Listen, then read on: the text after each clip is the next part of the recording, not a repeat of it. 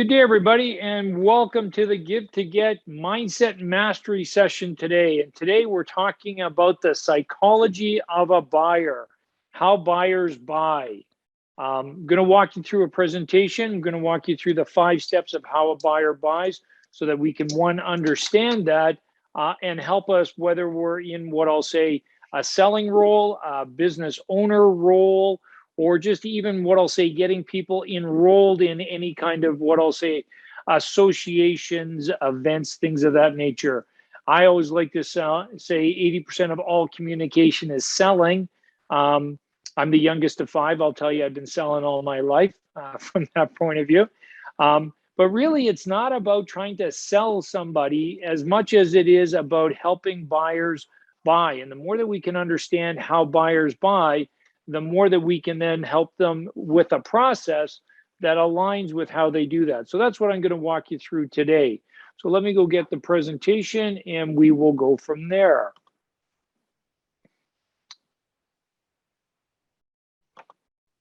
Let me go back here. There we go.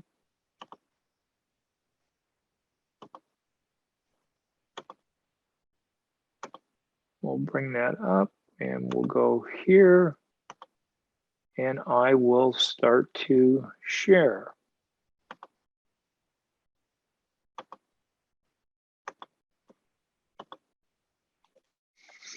There we go. So the psychology of how people buy. Again, as I just finished saying, people don't like to be sold. People don't like to sell. Or be sold. I've asked this question to thousands of people in my career, and literally everybody says, yes, they don't like to be sold. But then when we turn it around and say, well, do you like to buy? People say absolutely yes. And so from that point of view, let's stop, quote unquote, selling to people and let's help them buy. In order to do that, we really need to understand how people buy. There is a very set process that people go through on the buying side. And let's talk about some characteristics of that first. The first thing is we need to understand that this happens at a subconscious level. This buying process that people go through happens at a subconscious level, meaning they're not aware of it from that point of view. And when it happens, they just follow the process again at a subconscious level because that's how people buy. The other is it happens sequentially. What I mean by sequentially is it always happens in order. There's 5, what I'll say, phases, 5 steps, if you want to call it, to the psychology of how people buy. And so where I'm going with that is it always happens from 1 to 5. The other thing that we need to understand about it is it never deviates from this process. It really never deviates from this process, meaning it goes from 1 to 5, 1 to 5, 1 to 5 all the time. It never starts at 2 and goes to 5. It never starts at 3 and goes to 5. It never starts at 4, jumps up to 2, goes to 5 from that point of view. Always happens sequentially, always what I'll say happens at a subconscious level, never deviates. And when I sit there and say that it always and never does, what I mean by that is very much like I'll say the law of gravity. The law of gravity says what goes up must come down, meaning if I was to what I'll say hold my watch here and drop it 1,000 times, 1,000 times it's going to go to the floor. It's never just going to sit there and hover. The same what I'll say thinking laws applies to this process of how people buy. It is a psychological process, again, that happens at the subconscious level, happens sequentially, always 1 through 5, and never deviates from that 1 to 5. And so those are really, I'll say, the 3 characteristics that we need to understand as we go through this. The first step in terms of how people buy is people first buy people. Then they buy what I like to say products and services, okay? So people first buy people. And what I mean by that is people like to deal with people they like. People like to deal with people they trust. People like to, what I'll say, buy from the people that they like, listen to, and trust. And so in order to, what I'll say, get this process going, we need to work with them in terms of helping them through what I'll say, listening to us, liking to us, and trusting us. Okay. And we're going to talk about that as we go along. The next thing they buy is your company. Once they've bought yourself and they're what I'll say, liking you, listening to you, trusting you, they can see themselves doing what I'll say, business with you. They can see themselves interacting with you. They enjoy the time with you. They enjoy the conversation with you. They like what I'll say, spending time with you. That's all what happens in number one when people first buy people. Then they buy your company. So they buy what I'll say, what your company stands for. They buy the vision of your company. They buy the core values of the company. They buy the culture of the company. They buy what I'll say, the feeling of the company in terms of what you do. The next thing they buy is then your products and services. Okay. So once they buy you, then they buy your company, then they buy the products and the services that you have. Once they buy the products and services, then they buy, quote unquote, your price, which ultimately I like to say is value, because ultimately all price is a determination of value. I could ask many of you from that perspective, where in the last, I'll say 2 or 3 months, 3 or 4 months, you've probably bought something that is in excess of $400 or $500, and you felt like you got great value for it. Possibly in the last week or 2 weeks, you bought something for less than $5 and you felt like you got ripped off, because that's what happens. Price is merely a determinant of value. So again, let's go back and recap. People psychologically first buy people, then they buy the products and services. After they buy the people, they buy your company. Then what they buy is products and services. Then they buy your price, i.e. value. And the last thing that they buy is the time to buy, being what I'll say now. Again, let's go back. This process happens at a subconscious level. It never deviates. It always goes from 1 through 5, and it happens sequentially, meaning we have to get the individuals to start at level 1, and then they will follow through 1, 2, 3, 4, 5. Again, depending on how we do as a salesperson. And I'm going to talk about that in the next few minutes. On a scale of 1 to 5, would you give yourself a 5 on achieving what you want in life? If your answer is anything less than a 5, right now, I have something awesome for you. Achieving your goals and living your life at a 5 isn't easy. Most people aren't prepared to focus, stay disciplined, and do the everyday work that is necessary to achieve amazing results. But since you're watching this, then I'm guessing that you're not one of those people. And this is an opportunity that will change your life. Give to Get is a global program that brings together world-class coaching and combines it with empowering masterminds and networking opportunities. We provide 5-star guidance for the price of a cup of coffee a day. To find out more, click on the link in the description of this coaching session.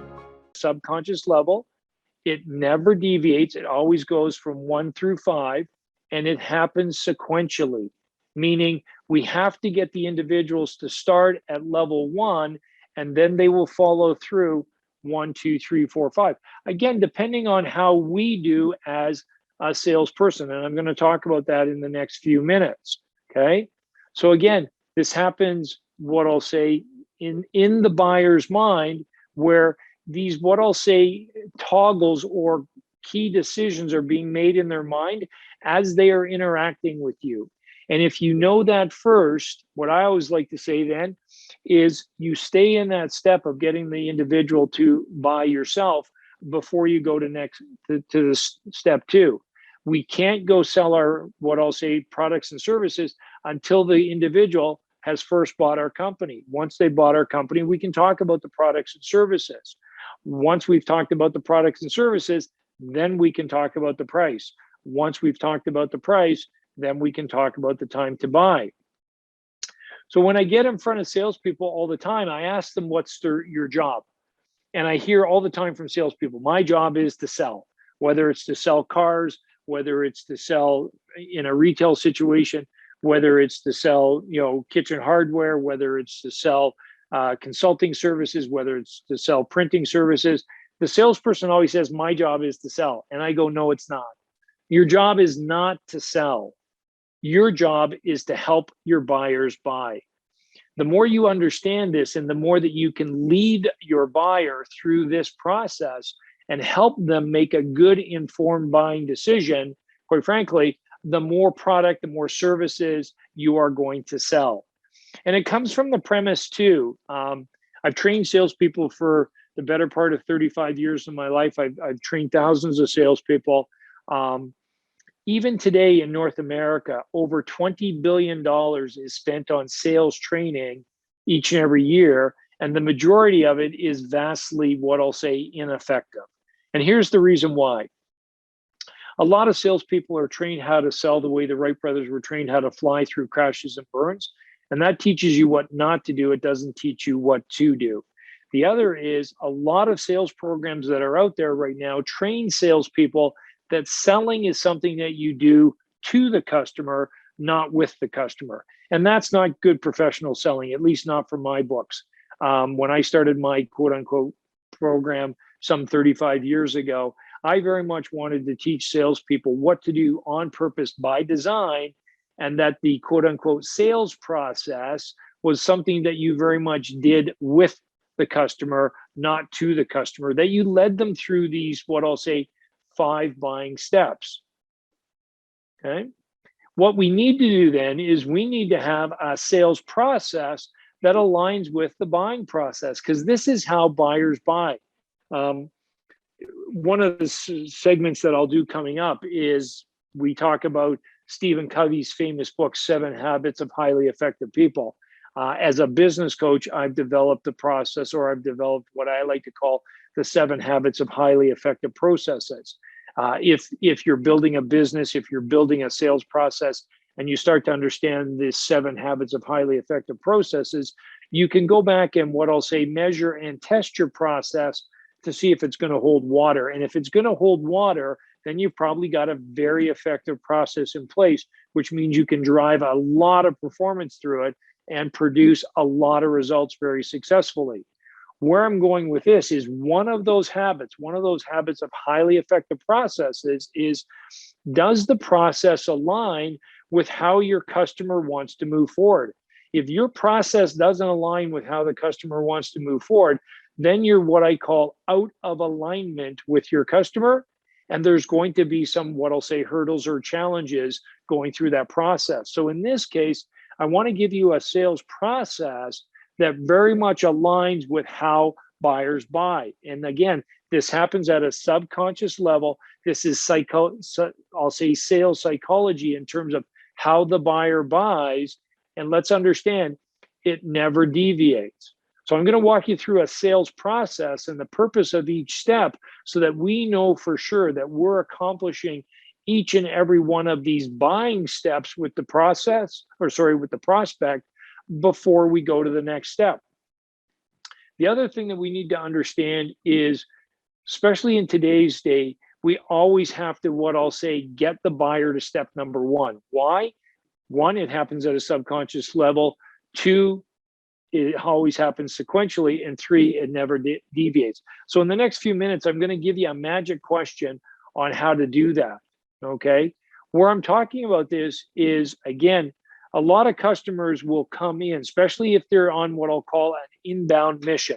They're coming to your store, they're coming to your dealership, they're coming to your place of business, they're calling in on the phone, they're calling the order desk, they've gone to the internet, they've done some research from that point of view, and they're coming in already consciously at a certain step.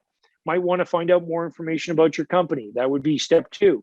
Want to find out more information about your products and services. That would be step 3. They may even be inquiring about what I'll say your prices are. That's step number 4. And in some cases, I had this one in one of the car dealerships that I deal with, where literally the individual came into the salesperson and like the first 5 words out of their mouth was, "I'll buy that car if you sell it to me for $45,000.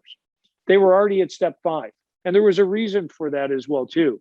Where I'm going with this is, if you start to interact with your customer at that level that they come in at, whether it be 2, 3, 4, 5, your chances of success are going to be very much minimized. I'm not going to say that you're not going to be successful, but I'm going to say your chances are going to be very much minimized. Why? Because one, they're at a conscious level from that point of view, and we haven't gotten them back up to step one, which they haven't even bought you yet, meaning they don't like you, they don't trust you, and the chance of you being successful with them is going to be what I'll say highly compromised and or minimized.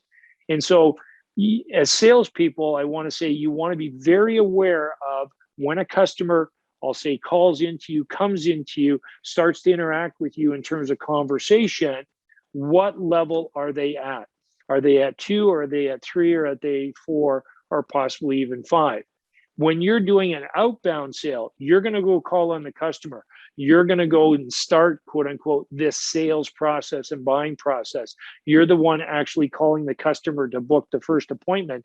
Customer's always at step one anyways, because they really don't know anything about you. They don't know anything about your company. They don't know anything about your products and services, and or they don't know anything about your price, and certainly not the time to buy.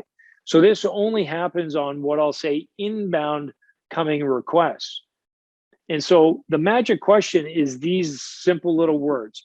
Do you mind if I get your answers to a few questions? I'm going to say that again. Do you mind if I get your answers to a few questions? And you might want to write that down when you're going through this presentation, because they are literally magical questions or magical words to give a magical question to the customer. Because ultimately what it does is it takes them from whatever step they're in, 2, 3, 4, consciously aware, and takes them right back up to step number 1, which allows you to start this process with them again at a subconscious level where it never deviates and it's always sequential. And so they might sit there and say, I want to find out more information about your company today. Great, would love to give you more information about the company. Before we go there, do you mind if I get your answers to a few questions? Those 6 magic words, you've literally got them right back up to the top. They might even say, I'm thinking about buying, or I'm looking at some of your products, some of your services. I want to find out, how this product works. I do a lot of work with car dealerships. They get a lot of times, I just came in today, I want to test drive the car. Great, would love to take you on a test drive for the car today. Before we do that, do you mind if I get your answers to a few questions? Literally in moments, they're back up to the top. And or they might just want to come in and say, what's your best price on this? Okay, I'm calling in. I've already done my research. I've been online. I want to find out what your best price is. Love to talk to you about what our prices are. Before we do that, do you mind if I get your answers to a few questions?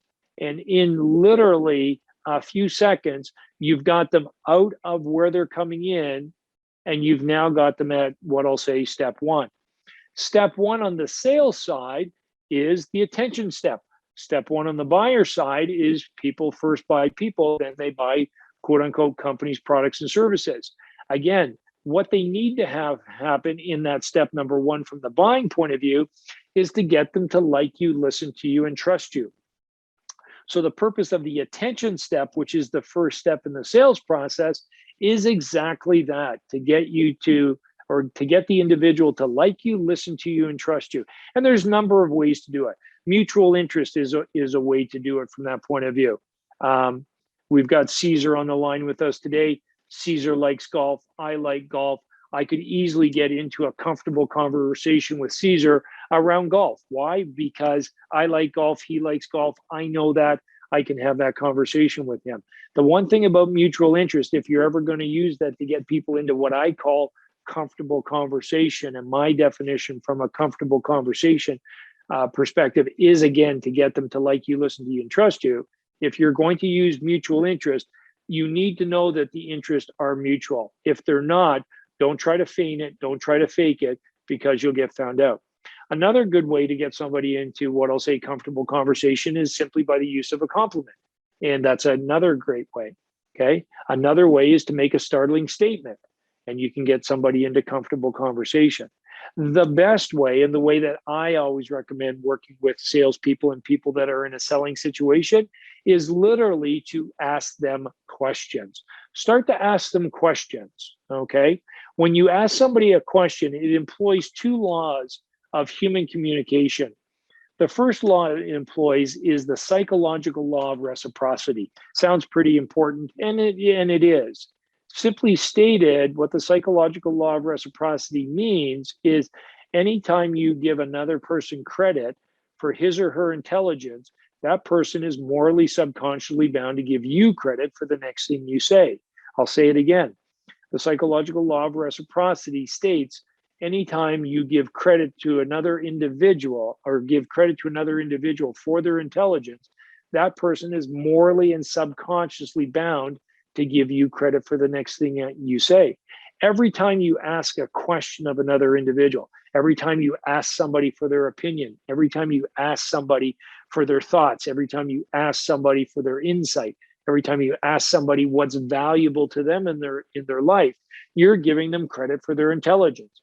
And they will be morally subconsciously bound to give you credit for the next thing you say. The other law is never directly challenge another person's belief. Rather, make what you have to say consistent with what they already believe. Again, I'll say that again.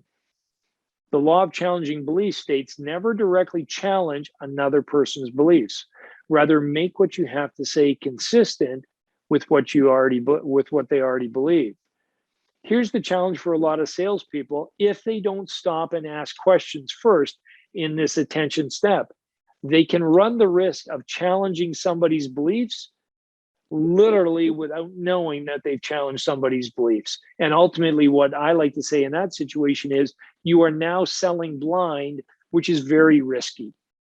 So I always like to say, when you start to interact with any customer, whether they're coming inbound, whether they're coming outbound, at the attention step is you want to start to ask them questions. Okay, it employs the psychological law of reciprocity, which means you're giving them credit for their intelligence. They're morally and subconsciously bound to give you credit for the next thing you say, and you're not challenging their beliefs when you're asking questions. Quite frankly, you're going to find out what their beliefs are. And by taking them on this process of asking them a series of questions, you're accomplishing step one on the buying process, which people get to like you, listen to you, and trust you. Why? Because you're not trying to sell anything right away, and you're trying to find out what's really important to them and what they want to accomplish in this interaction. So I always like to say there's 5 key questions that you want to ask in the attention step. You want to ask them what they need. You want to ask them what they want. You want to ask them where their affordability is. You want to ask them why they want it. And you want to ask them who and how the decision's being made. By having all of that information, that's going to help you in the next 3 or 4 steps in the selling process that we go through to accomplish the buying process with your customers. One question that I always like to ask salespeople in this case then is, how long do you stay in the attention step? If the purpose of the attention step is to get them to like you, listen to you, and trust you, how long do you stay in there? And I get a whole bunch of answers. The answer is you need to stay in the step as long as you need to stay in the step until you've accomplished that step, which is to get them again to like you, listen to you, and trust you. If this happens in 5 minutes, then it's 5 minutes and you need to move on to step number 2. It could take 6 months depending on the situation. And if it takes 6 months and you might have to come back a number of times, then it's got to take you 6 months. Where I'm going with this is it doesn't do you any good to go on to step number 2 if indeed you haven't accomplished step number 1. Okay, so how do you become aware that you've accomplished step number 1? Well, you start to ask yourself, what might the individual be saying in their mind if indeed I got them to like me, listen to me, and trust me? What might they be saying in their mind? Well, they'd probably say, I kind of like this person. I kind of enjoy my time with this person. I'm learning something from this person. I like the way the person is interacting with me. I like to say at a very high level, they'd say, you know what? I can see myself doing business with Bruce if I know what his products and services are. But I don't yet, but I can see myself doing business. That tells you that you've gotten to the point where they like you, listen to you, and trust you. And now with what I'll say, a clear runway, you can go ahead to the next step. And so you're simply looking for that kind of what I'll say body language as you're interacting with the individual. The second step is what we call the interest step. And the purpose of the interest step is to get them to mentally say, tell me more. Because when they mentally say, tell me more, now they're engaged to go into step 3, which is our products and services. So again, let's go back to the buying side. What does the buyer, quote unquote, buy in step 2? They, quote unquote, psychologically and subconsciously buy your company. So the purpose of the interest step is to create curiosity, create interest, create what I'll say intrigue around your company and what your company does for them from that point of view. Okay. I'll say one thing here.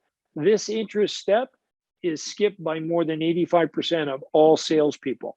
It literally is skipped by 85% of most salespeople. If you take the time to, what I'll say, go through this step with your prospect, with your customer, you're going to be 85% ahead of your competition.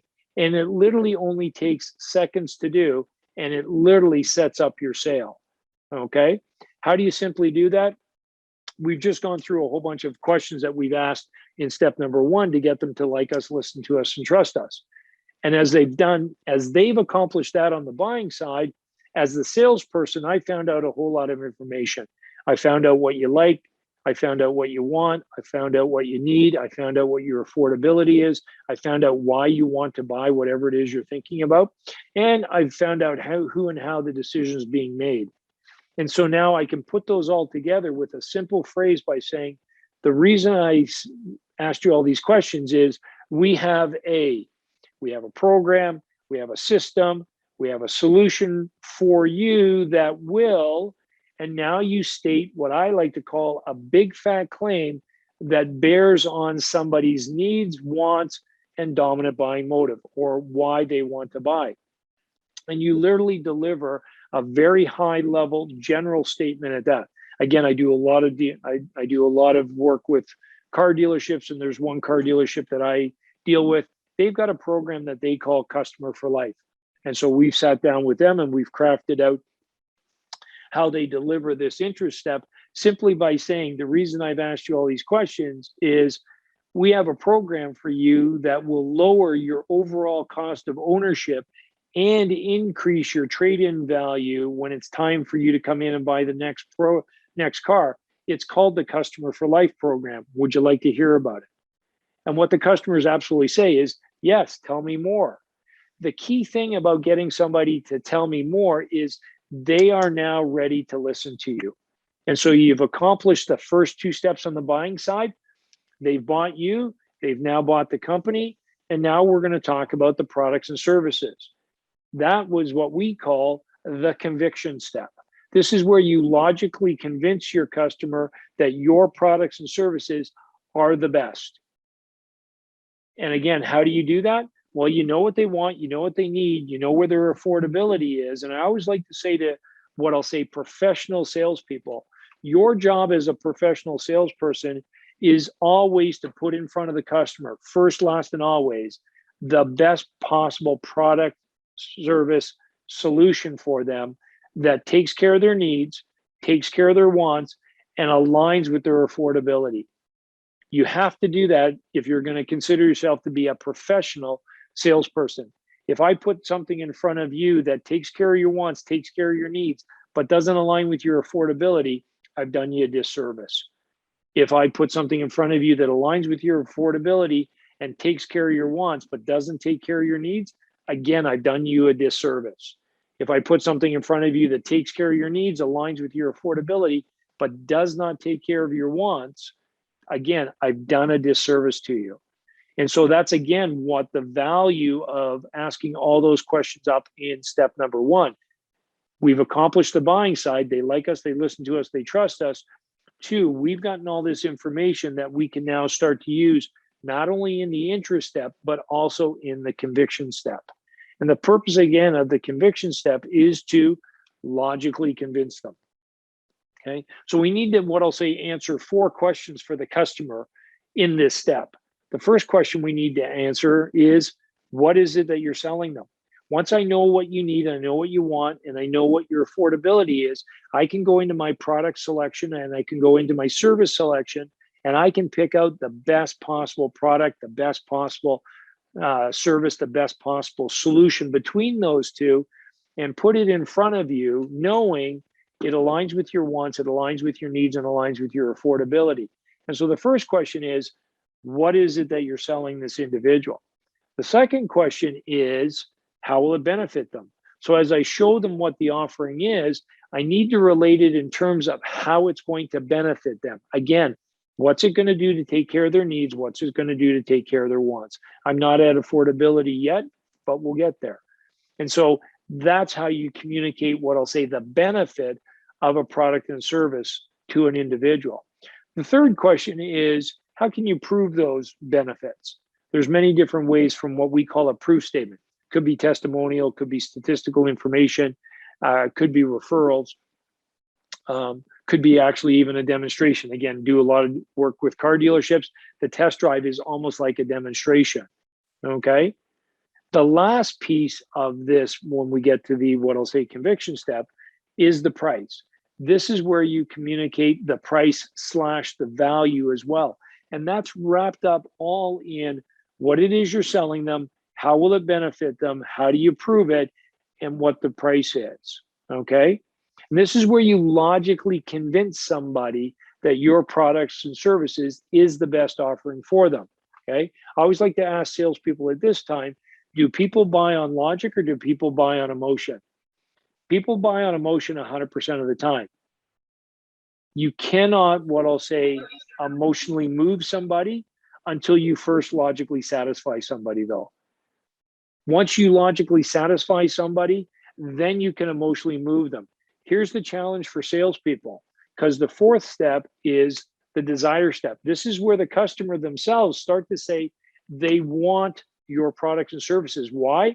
This is now step 4 on the buying side, because they see the value. They've now bought the value.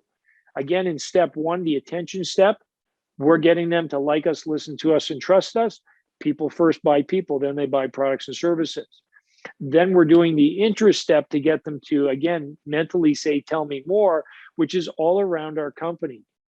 And then in step 3, where we're talking about our products and services in the conviction step, and we're answering those 4 key questions for the individual, that's when they start to, what I'll get logically convinced, and they start to mentally buy our products and services. The moment we put price and value on the table, if we've done this well, they will start to emotionally move themselves. The one thing I like to say about the desire step, where we said 85% of all salespeople skip the interest step, and it can be the death of their sale. The thing on the desire step, which is also what I'll say very challenging for the salespeople, is 80% of the time, the desire step is taken by the customer, 80% of the time. We need to be aware of this, because if we're not aware of this as the salesperson, we can get stuck back in what I'll say the conviction step, continuing to talk about our products and services, continuing to give benefits about our products and services, continuing to give proof statements about our products and services. And the customer, quite frankly, is up in step 4 going, I want to buy now. I'm ready to buy now. And we're not with them. One thing that, again, I always like to say to salespeople, the single biggest reason for your missed sale as a salesperson is that you're out of alignment with the customer. Either you're too far ahead or you're too far behind. And typically what I see from that perspective, dealing with most salespeople until they start to understand this, is they come in, they do a little bit of work in the attention step, and they move on to the next step when the individual might like them, might be listening to them, but is not trusting them yet. And so they're moving on into what I'll say the next step, and the customer is still saying, I don't know if I really trust this individual. And so because they don't trust you yet, they're not necessarily listening to what you're saying. As we've already talked about, a lot of salespeople, 85% of all salespeople, skip the interest step. And by skipping the interest step, they jump right into the conviction step. And what do they start talking about? Product and service. They start talking a lot about product knowledge. I like to say a lot of salespeople start to product puke onto the customer. And the customer is not even listening to you because, quite frankly, they're still back up in step 1. And you've skipped step 2 to where you haven't opened up their mind to say, You know what? That sounds interesting. Tell me more about that. Okay. I've got a lot of empathy for salespeople in this situation too. Why? Because a lot of companies believe that a salesperson's success will come from product knowledge. And so what do they train them on a lot? Product knowledge. And again, I don't want you to misunderstand what I'm saying. Product knowledge is very key to a salesperson's success. It's not as inordinately important as what most people think. Okay. Product knowledge represents no more than 14% of a top producing salesperson's success. Okay.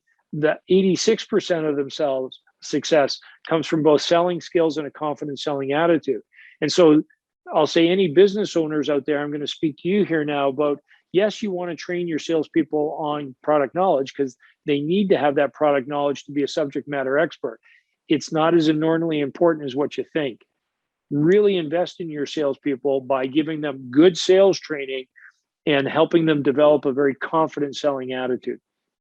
And if you have any questions about that, you can reach out to me and we can talk further about that in the Give to Get program. Okay.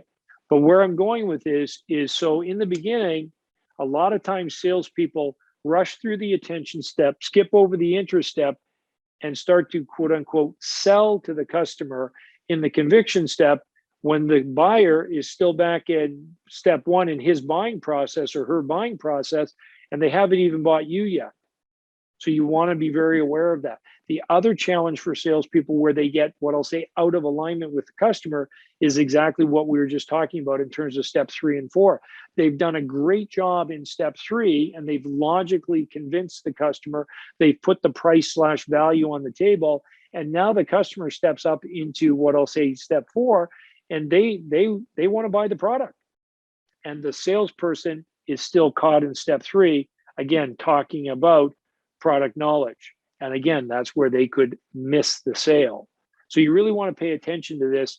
Again, I'm going to do another session at some time in the future, specifically around buying signals, because once you understand buying signals, you'll reduce your selling time by as much as 50%.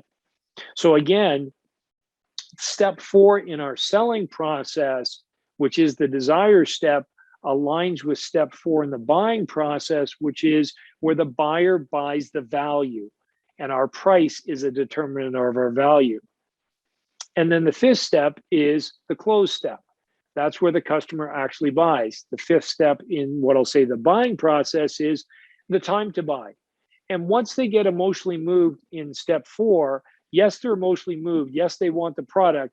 They haven't realized that they've bought. Because again, this happens at a subconscious level. So the whole purpose of the close is to get the customer to understand now what I'll say consciously that they have bought. So I always like to ask salespeople, what's the purpose of an order asking question? And I get a whole lot of different answers. The most common one is to get the sale. No, if you know what you're doing here and you're in command of the sale, but what I like to say, not obvious command, you already know that they've bought. Why? Because they've taken the desire step and they're already mentally saying, I want this product, I want this service. It could be through communication. It could be through observing a buying signal. And so now the purpose of the order asking question is to really let the customer know something that you already know. They've bought. And now's the time to close the sale. Because until they know they've bought at a conscious level, you're going to have to keep selling. And this is where I don't want salespeople to, what I'll say, oversell at this point. And so simply when you see the desire step happen, the 5th step is the close step by simply asking what I'll say a light order asking question. Again, I'll do another presentation down the road because there's actually 7 different ways to close. I'll give you 2 right now that are very easy. One is what I call a minor point close, where you simply ask them a simple little question that they realize they bought. It could be as, would you like to have that delivered to you next Monday? And the moment they say, sure, Monday would be great, they realize they bought. Or you might sit there and say, would you like to take the large size or would you like to take the extra large size? And the moment they say extra large, they know they bought. It might even come down to a color. Would you like the red one? And they go, yeah, I'd like the red one. They bought. The other is an alternate proposal. And I just kind of mixed myself up there, where again, you give them a choice. Would you like that delivered on Monday? Would you like to deliver that on Tuesday? Would you like the large or the extra large? Would you like the red or the blue? Okay. And the whole purpose of the close, okay, is to let the customer know. I always, again, like to say to salespeople, the secret in closing is not in knowing how. The secret in closing is to know when. And so your whole purpose of your, what I'll say, sales presentation, which happens when you get them into step 3, is to get them to take the desired step. Again, that could happen in 5 or 10 minutes. That could happen in 45 minutes. As a sales professional, you need to be watching and listening, because a good professional salesperson is always in command of both this buying process and this selling process, but not obvious command. How? By asking questions and constantly checking in with the customer. Okay? I'm going to stop sharing now. I'm going to open up the floor for questions if anybody has any questions, and we can certainly go from there.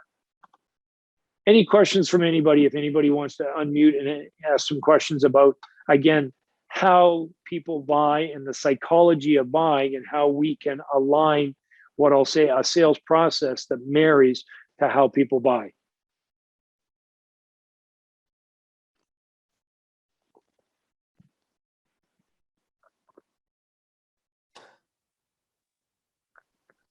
Hey, Bruce. Yes, Caesar. Yeah, hi, Bruce. No, I haven't got really a question. Just a comment. I was always in the same business as Mauro is in. Yeah. Selling hardware, accessories, and I always thought that it was quite a bit more important to have product knowledge. And when I heard you say 14%, it really, really shocked me. But then as you progressed into your presentation, which I thought it was just excellent, I can appreciate exactly what you're saying. And, I was totally surprised. Yeah, it really, and again, Caesar, I like to say this when I'm talking with both business owners and customers. I'll call it a myth out there that product knowledge is way more important than what it is for an individual when they're in a buying situation. And so typically what happens is manufacturers and or distributors spend an awful lot of time, what I'll say, training their salespeople on product knowledge. And not to say that it's not important. I don't want anybody to misunderstand me. You have to have good product knowledge to be a good professional salesperson. It's just not as important as what everybody believes. And so we almost do a disservice to our salespeople as a manufacturer or a distributor, because we spend so much time training them on product knowledge, but we don't spend a lot of time training them on what those selling skills really are, and what those, what I'll say, confident selling attitudes really are. And so what do they know most? What are they most trained on? What are they most comfortable to talk about when they go in and meet a customer for the first time? Product knowledge. So what do they start talking about? Product knowledge. And it's way too early in the sale. Okay. Again, on the buying side, people first buy people, then they buy companies, then they buy products and services. So as a good professional salesperson, anybody that I'll say I'm going to interact with, or any salesperson that I'm interacting with, it's always critical to stay in that first step until they like you, listen to you, and trust you. And if you don't, and you go further into product knowledge, well, now they're not really listening to you, and they're going to start to actually distrust you because they haven't gotten to the point of trusting you yet. And that's where, again, stay there until they trust you. I'm just going to cite one example, Caesar, for myself. This was back, I'm going to say, geez, almost 40 years ago now, when I was in my early 20s. And I was calling back then on the old Miracle Food Mart in Ontario. Caesar, you'd probably remember the old Miracle Food Mart. I was in printing, and I was selling advertising flyer printing.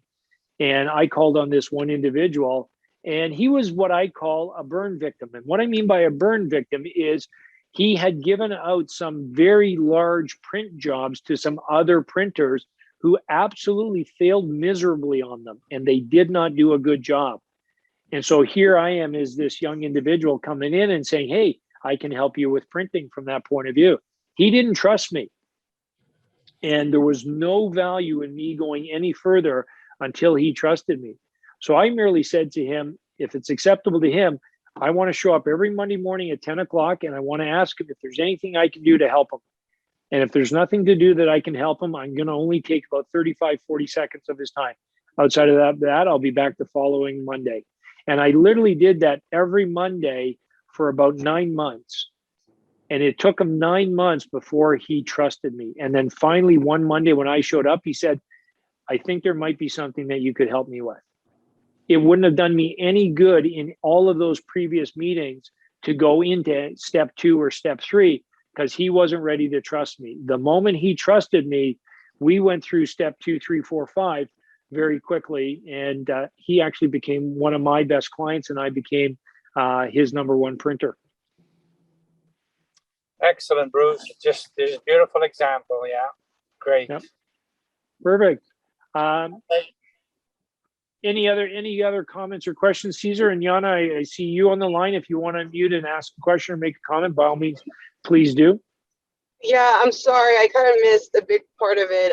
And I kind of caught a little bit of, like, I guess the ending of it. But you said something and I kind of had a question around it. I don't know if you touched on it, but specifically when you said something about getting the customer's trust and attention before you get into the conversation of a product, for example.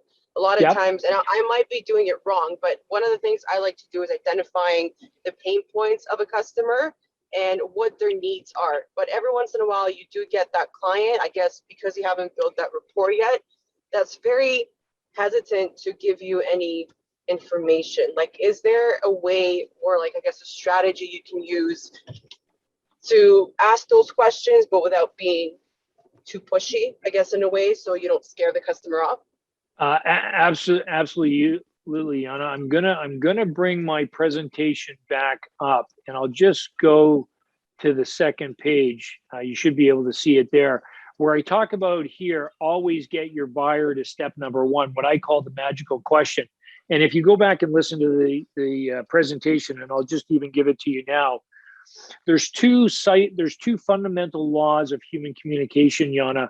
And again, when I talk about a law of human communication, much like the law of gravity, every time I drop something, it's going to fall to the ground. It's never just going to hover there once. There's the law of psychological reciprocity. Anytime I give another individual credit for his or her intelligence, that person is morally, subconsciously going to give me credit for the next thing I say. The other is never directly challenge another person's beliefs, rather make what you have to say consistent with what they already believe. When you have an individual like that, I'm going to give you these words. And if you want to come back to the presentation later, because we're recording it, but it's, do you mind if I get your answers to a few questions? And it's specifically crafted that way, Yana. Do you mind if I get your answers to a few questions? So if you've got somebody who's uncomfortable, first of all, let's discern why they're uncomfortable. They might be a burn victim where they've had a bad experience with somebody else. It has nothing to do with you, okay? They might have had a situation where they interacted with what I'll say a high pressure salesperson who really pressured them into buying something they didn't need, they didn't want, or they couldn't afford. And it has nothing to do with you. So one, you want to be sensitive to that. But where I'm going with that is by simply asking that question, and I'll say it again, do you mind if I get your answers to a few questions? You've literally opened them up, you've taken a step back, and now you're going to start to ask them questions around, quote unquote, to your exact point. What do they need? What do they want? Where's their affordability? How's the decision going to get made? And quote unquote, who and how, why do they want it? Which is what I like to call dominant buying motive. And simply by saying that question gets them back up to what I call step number 1.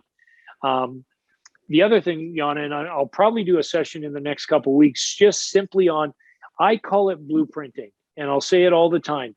If you commit yourself to becoming a master blueprinter, you're going to close 4 out of every 5 people in front of it. It's a very specific way to set up a sales call where the purpose of either the first 5 or 10 minutes of that sales call or a dedicated sales call to then come back with a secondary sales call is literally to ask them a series of questions to find that out.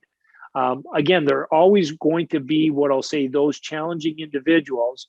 And I'll say most of the time, the challenging individuals is because they've had a bad situation or a bad experience with a previous salesperson, nothing to do with yourself, Yana. I always like to say, go slow, be very sensitive.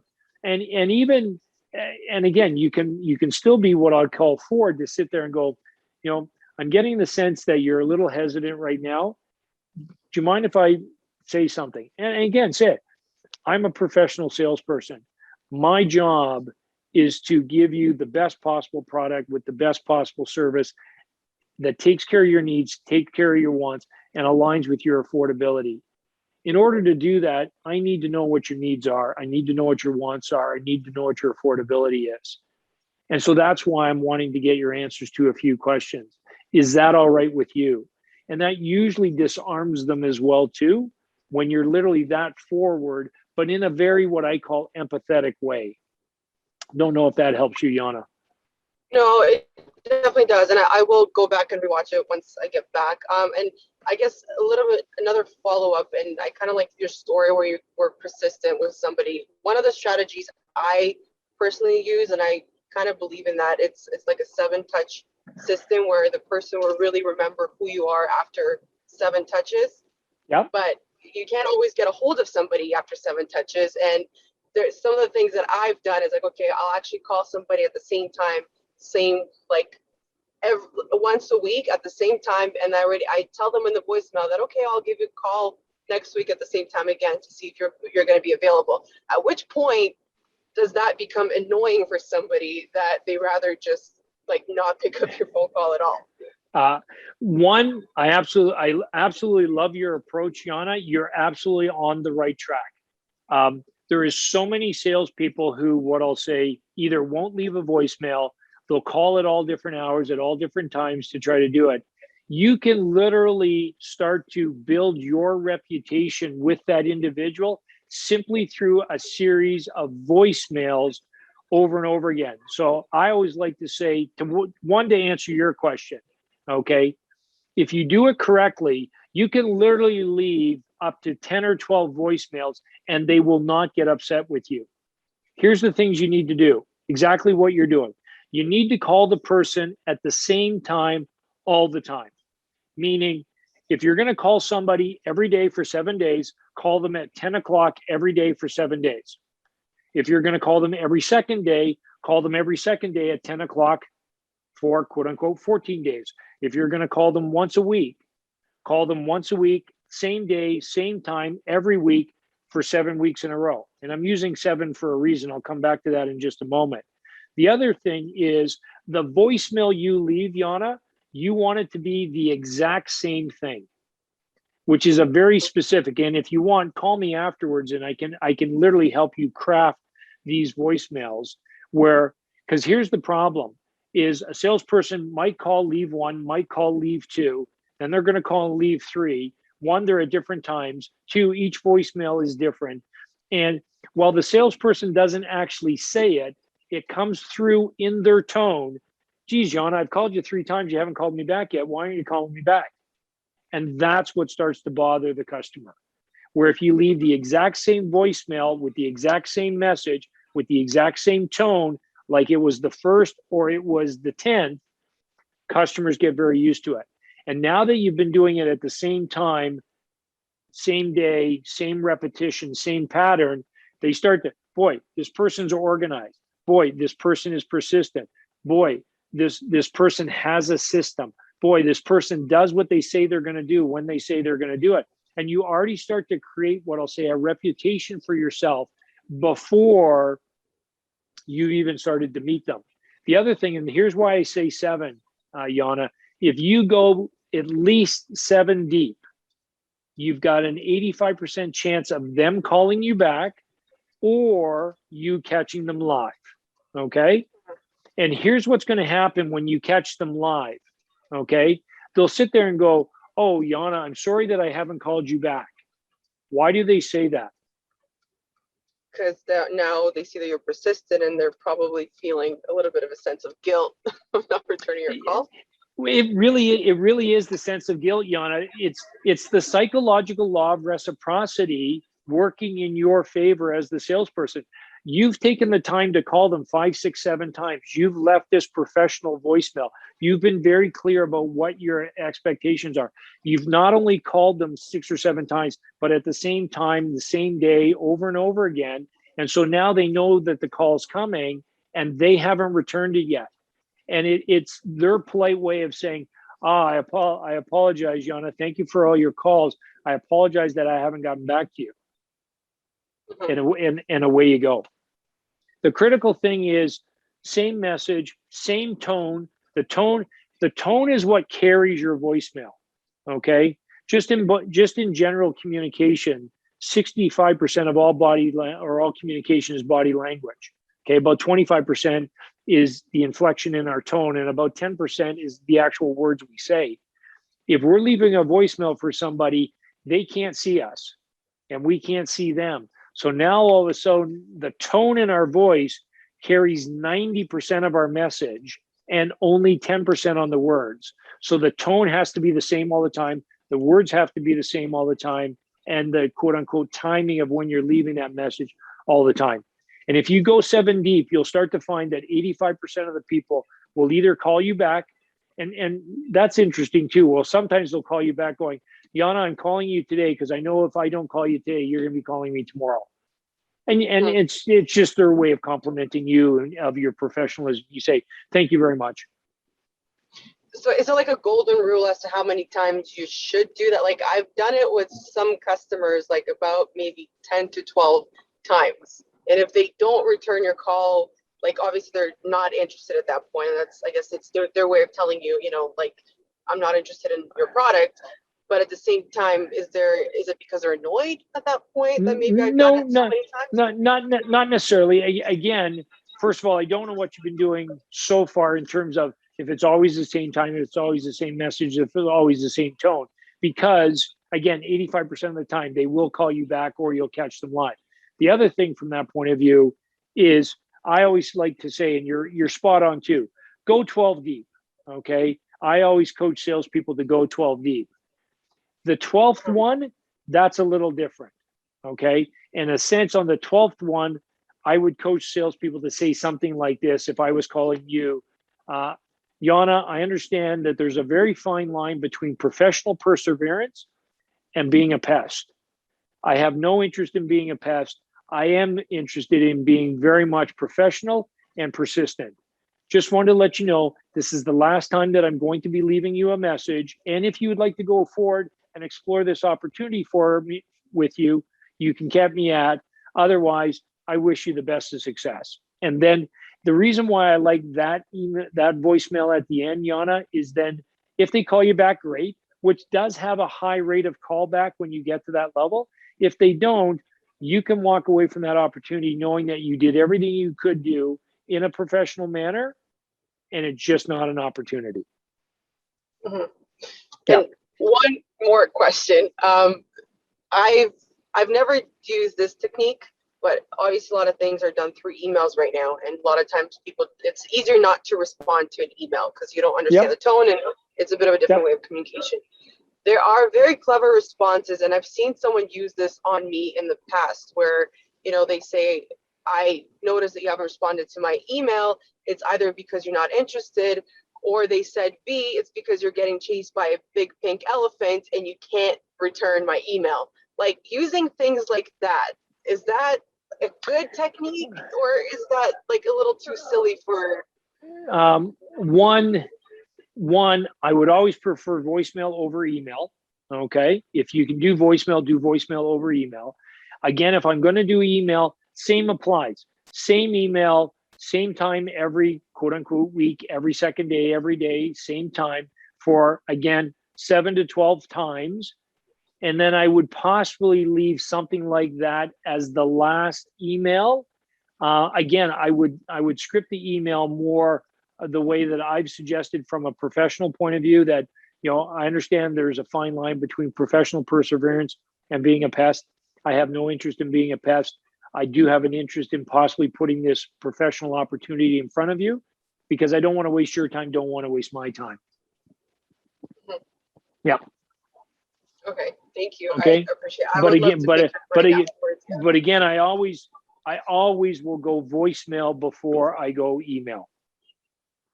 But is Yeah. there a specific reason why you're saying 7? Like, to me, 7 touches has always been, if each person, like, if you're in a professional setting, you need to see the person's name, or they need to contact you 7 times because they can remember you. Are you doing 7 touches because of the percentage of them, or the likelihood of them returning your call, or is there another reason why, like, more as to what I'm talking about? I will always go 12. Having said that, I know that if I go 7, I've got an 85% chance of getting them live or them calling me back. So where I'm going with that is I'm happy to go an additional 5, 8, 9, 10, 11, 12 to see what other people I can get in that remaining, I'll say 15%, who I haven't gotten live in the first 7. But I always do the first 7 because now I know I'm capturing at least 85% of those individuals. Okay. Yeah. All right. Thank you. Okay. I appreciate it. Thank you so much. Perfect. Thank you both, Yana and Caesar, for your comments and questions. This will be up on the dashboard in the next few hours for anybody to watch it. Again, come on in, join the Give to Get program. We absolutely want to take people on a journey to live a limit-free life when it comes to their life, their business, their investments, and their community. Everybody have a wonderful day. Take care.